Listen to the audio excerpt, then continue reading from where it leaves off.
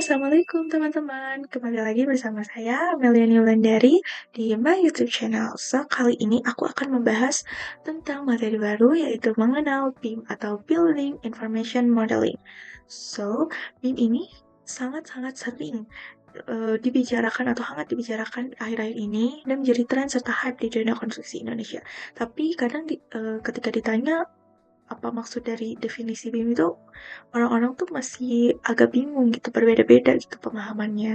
Nah, langsung saja, BIM itu apa sih? Nah, BIM itu kan tadi di awal udah disebutkan ya, BIM itu adalah sebuah akronim dari Building Information Modeling.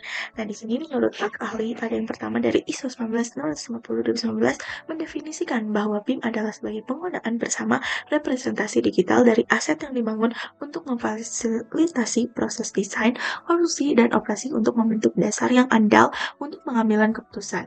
Lalu, menurut US National Building Information Modeling Standard Project Committee memiliki definisi BIM adalah representasi digital dari karakteristik fisik dan fungsional sebagai fasilitas. BIM ini adalah sumber daya pengetahuan dan informasi bersama tentang sebuah fasilitas yang membentuk dasar-dasar yang dapat diandalkan untuk mengambil keputusan-keputusan selama siklus hidupnya. Didefinisikan sebagai yang ada sejak awal konsepsi hingga pembongkaran. Nah, dari kedua definisi tersebut dapat singkatnya BIM itu adalah pendekatan untuk desain bangunan, konstruksi, manajemen, di mana di dalamnya itu terdapat dimulai dari sistem, pengelola, metode, dan runtutan pengerjaan suatu proyek yang diterapkan berdasarkan informasi terkait dari keseluruhan aspek bangunan yang dikelola gitu. Jadi BIM itu mendesainnya itu benar-benar dari akarnya, dari awal idenya sampai pembongkaran nantinya gitu ya. Nah, dari awal sampai akhir gitu. Itu BIM itu bisa mencakup gitu semuanya. Nah, di sini lanjut ke sejarah BIM. Nah, sejarah BIM itu kayak gimana sih? Nah, jadi konsep BIM ini telah ada sejak tahun 1970-an. Nah, alat perangkat lunak pertama yang dikembangkan untuk memodelkan bangunan ini muncul pada akhir 1970-an dan awal 1980-an. Dan termasuk produk workstation seperti Chang Eastman Building Description System, Glider, Rookup, Sonata, Reflex, dan Gable 40 series. Nah, aplikasi awal dan perangkat keras yang diperlukan untuk menjalankannya itu cukup mahal. Hal ini itu menjadi sebuah halangan gitu dan membatasi adopsi yang luas. Nah, istilah model bangunan dalam arti BIM seperti yang digunakan saat ini pertama kali digunakan dalam makalah pada pertengahan 1980-an. Dalam makalah tahun 1985 oleh Simon Raffel akhirnya diterbitkan pada tahun 1986.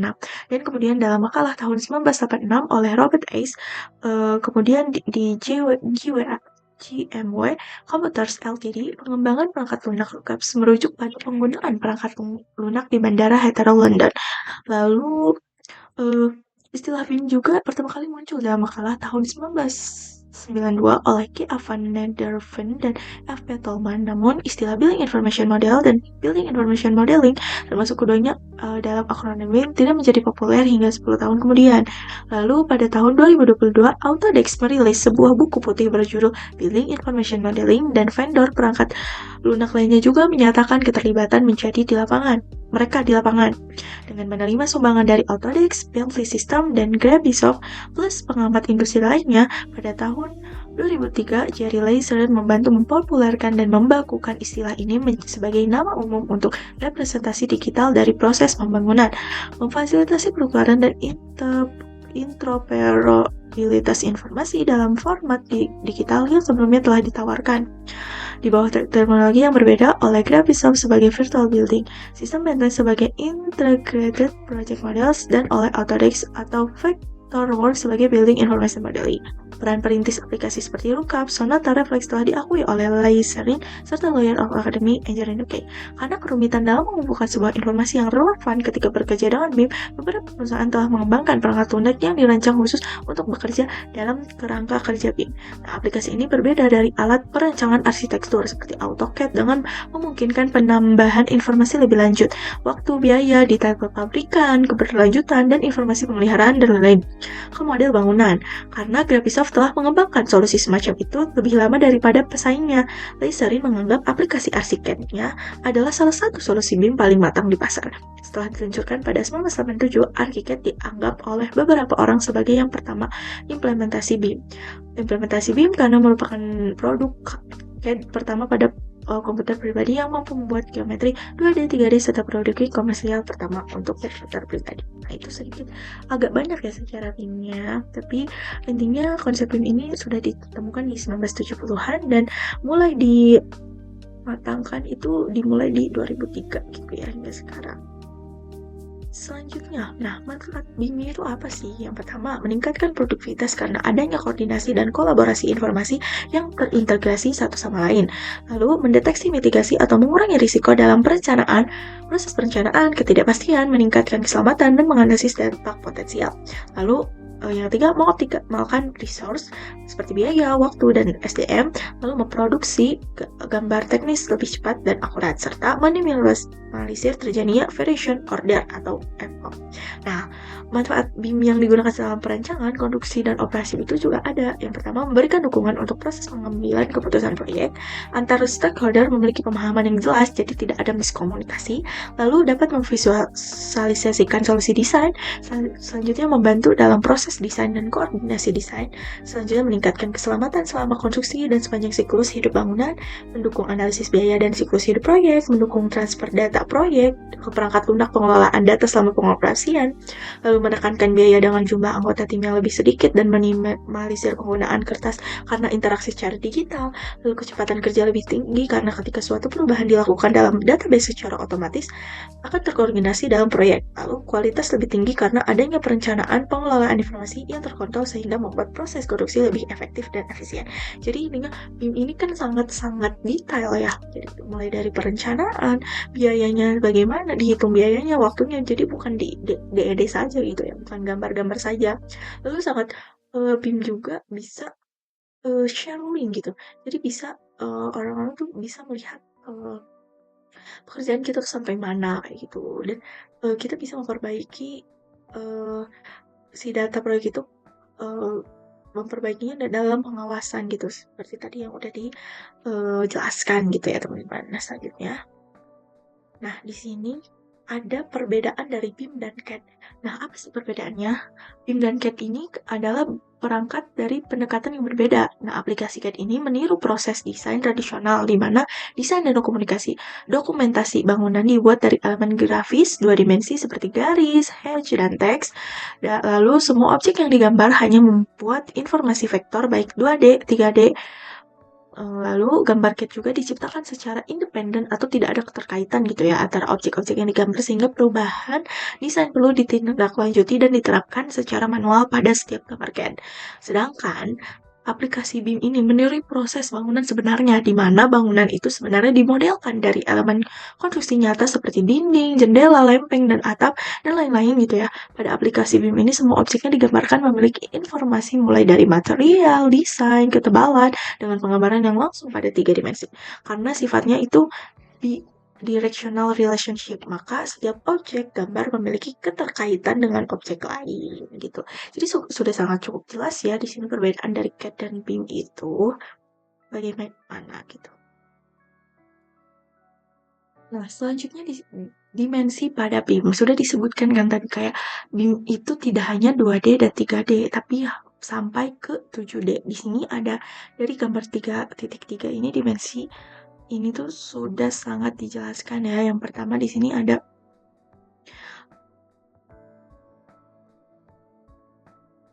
selanjutnya kita lanjut ke dimensi BIM. Nah, modelan BIM itu tidak hanya mempresentasikan 2D sama 3D aja gitu ya.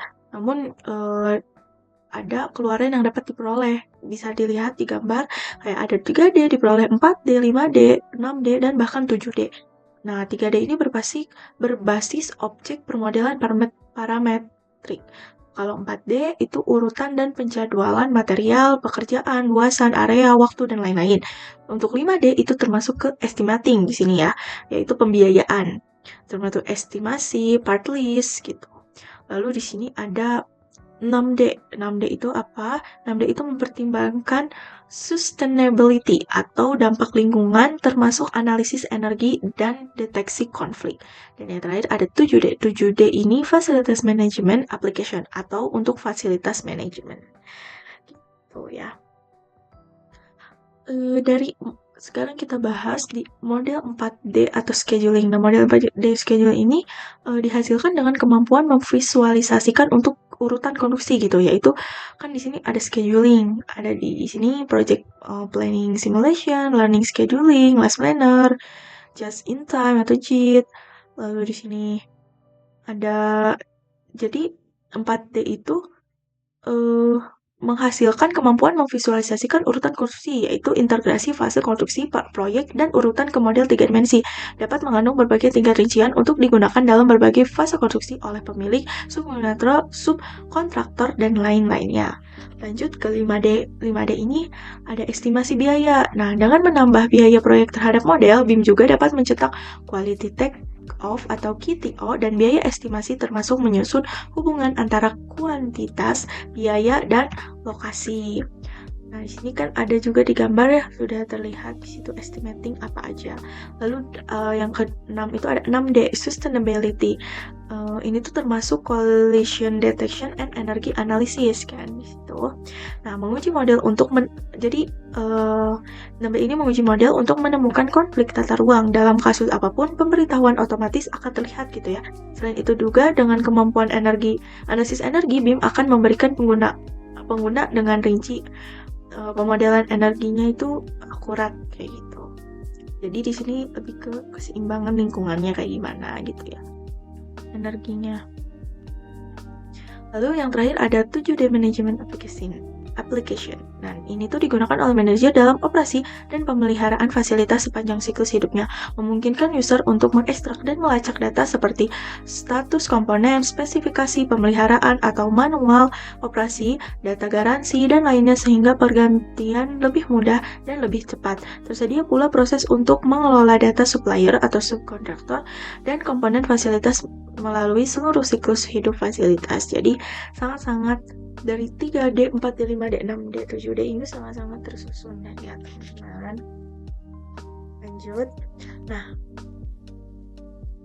Lanjut. Nah, di sini kita akan membahas BIM, aplikasi BIM yang akan kita gunakan, yaitu adalah Revit ya teman-teman. Revit ini adalah salah satu konsep dari BIM atau Building Information Modeling. Nah, Revit ini adalah perangkat lunak desain arsitektur yang digunakan untuk membuat desain bangunan gitu ya teman-teman. Nah, di sini kita akan belajar pertama ini adalah tahapan-tahapan awal atau pengenalan awal dulu ya teman-teman tentang Revit. Untuk video selanjutnya nanti kita akan terjun langsung ke aplikasinya. Yang pertama di sini ada tampilan awal Revit. Nah, tampilan awal Revit ini kayak gini ya teman-teman, agak tidak banyak berubah gitu ya.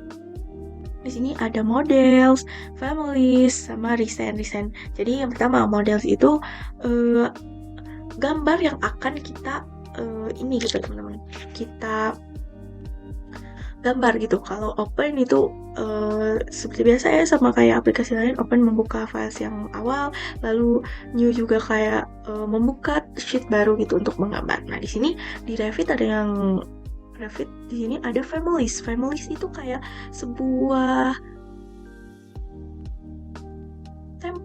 template gitu ya teman-teman. Template atau familiesnya itu template, jadi kita nggak usah susah-susah gitu ya buat membuat itu dari awal. Template-nya itu di sini families kayak ada jendela, ada pintu kayak gitu, ada untuk RWP dan lain sebagainya. Nah, di sini ada recent file, itu file yang kita telah buka gitu ya. Nah, di sini selanjutnya nih ada di sini itu new. Nah, di new jadi di Revit ini kita bisa menggambar sesuai dengan template. Jadi pertama kali di Revit ini kita bisa ngegambar dengan template yang telah ditentukan. Misalnya, jadi di Revit itu ada arsitektur, struktur, dan juga MEP atau mechanical and electrical plumbing ya teman-teman. Nah, dari tiga itu tuh kita tuh udah punya template-nya. Nah, di sini kita masukin si template-nya itu ya teman-teman, si template untuk kita menggambarnya. Jadi ada di sini bisa dilihat ya, ada construction, arsitektur, struktural, mekanikal gitu. Ada template-template yang bisa kita gunakan. Jadi kalau kita new project dan memilih template-nya, itu harus sesuai yang akan kita gambar gitu. Misalnya kita mau ngegambar arsitektural, berarti tentang arsitekturnya dong gitu. Dan ataupun kalau mau gambar struktur berarti strukturnya kayak gitu ya teman-teman. Nah, nanti kita coba ini di video berikutnya ya praktek. Nah, lanjut di sini ada interface atau tampilan awal. Nanti kita setelah memencet si new itu gitu ya. Di sini ada kayak biasa kayak gitu ya. Ada application menu di sini. Lalu ada quick access toolbar, ribbon di sini ya. Di sini ribbon yang memuat banyak. Lalu info center, ribbon panel, ribbon tool, option bar, type selector, on properties palette, terus properties palette, drawing window, contact menu, navigator bar di sini ya. Ini konteks menu itu nanti kalau diklik kanan gitu ya. Sini ada, nah di BIM itu ada di sini ada properties palette, ada type selector palette, lalu ada project browser dan view control bar di sini ya. Nanti kita akan mempraktekkan di video selanjutnya. Nah, jadi kan tadi di awal sudah disebutkan ya, ada arsitektur, MPP, struktural, dan construction gitu. Nah, kalau kalian membuka new project-nya itu, jadi di tiap template yang tadi itu tuh memuat jadi si ribbon di sini ya, di sini nih di ribbon tools ya, itu tuh akan membuat hal yang berbeda gitu. Nah, di sini yang pertama di arsitektur. Kalau kita akan menggambar arsitektur, apa sih gambar arsitektur itu kan biasanya? Kan arsitektur itu cuma paling ini apa?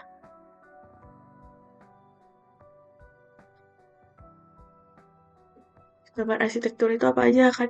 Kayak ini dinding, terus ada pintu, jendela, terus komponen-komponen lainnya, kolom gitu. Tapi arsitektur kan tidak mendetail, jadi kayak cuma tangga, ceiling, roof kayak gitu. Nah, ini tuh udah ada di sini. Di sini gereja juga.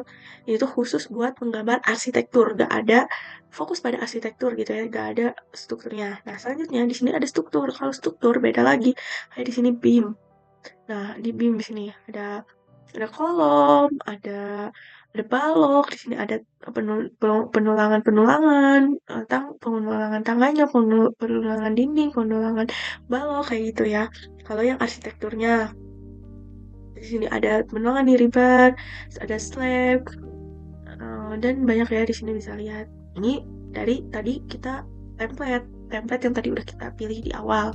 Ternyata di sini ada MEP. Kalau MEP di sini Dutch ini ya, ventilasi, terus ini air terminal, fridge Dutch, fabrication part, pipa-pipa, pemipaan, NIPIP, sama electrical gitu ya, sama ini electrical. Jadi si template itu mempengaruhi apa? Mempengaruhi ini ya teman-teman, yang tadi template di awal itu, yang ini itu tuh mempengaruhi ini. Nah, ininya tuh bakal beda-beda teman-teman tuh, kayak ini arsitektur ada ininya. Jadi di arsitektur kita nggak bisa ngegambar struktur, di struktur kita nggak bisa ngegambar arsitektur kayak gitu. Dan juga di MEP kayak gitu. Jadi udah ada fokusnya masing-masing gitu. Dan ini sangat mempermudah kita gitu ya. Jadi kalau bisa di AutoCAD mah kita harus kayak bikin ulang, walaupun emang general, tapi kan tidak memfokus. Kalau ini sangat-sangat terfokus gitu ya. Jadi mempunyai 3 template gitu. Ini juga ada shortcut gitu ya. Shortcut dari Revit gitu. Banyak banget di sini banyak bisa dilihat sama teman-teman ya, dan bisa juga nanti kita langsung praktekkan di video selanjutnya. Di sini itu tuh ada juga di Google kayak gitu. Nah, ini adalah tahapan umum menggambar dari Revit gitu ya. Yang tadi udah disebutkan, yang pertama ada link Revit. Jadi link Revit itu kan tadi udah disebutkan ya. Jadi kita bisa menggunakan satu file Revit gitu ya untuk diedit ataupun untuk ditinjau gitu. Kayak misalnya dari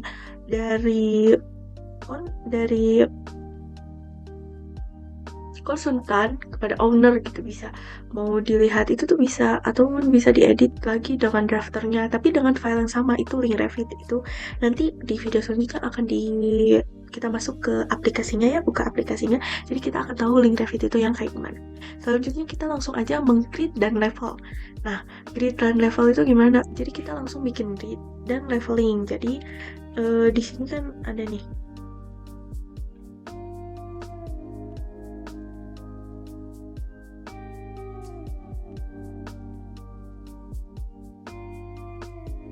Jadi di Revit itu ya, di sini ada level-level. Jadi level-level itu level itu level 1, level 2, level 3 itu adalah lantainya ya. Jadi level 1 itu ada paling bawah pondasi, level 2 lantai 1 gitu.